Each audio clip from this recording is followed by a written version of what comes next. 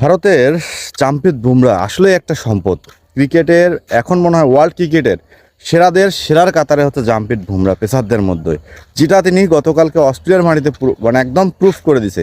দেখেন, বুমরা এবং মুস্তাফিজের অভিষেকটা একসাথে, অথচ আমাদের মুস্তাফিজ হারাই গেল, কিন্তু বুমরা তার পরিশ্রম, তার মেধা দিয়ে কিন্তু ঠিকই আজকে বিশ্বের সেরাদের কাতারে জায়গা করে নিল। একটা সময় ইন্ডিয়ার যারা খেলা দেখছেন, যেমন জহির খান, আশিস নেহরা, অজিত আগারকার, ইরফান পাঠানরা ছিল, তখন পেস ইউনিটটা ইন্ডিয়ার এতটা শক্তিশালী ছিল না। হ্যাঁ, তখন ব্যাটিং ছিল সৌরভ, সচিন, দ্রাবিড়ার মতো বড় বড় কিংবদন্তি ব্যাটার ছিল, কিন্তু পেসারদের জন্য ইন্ডিয়া সবসময় ভুগত।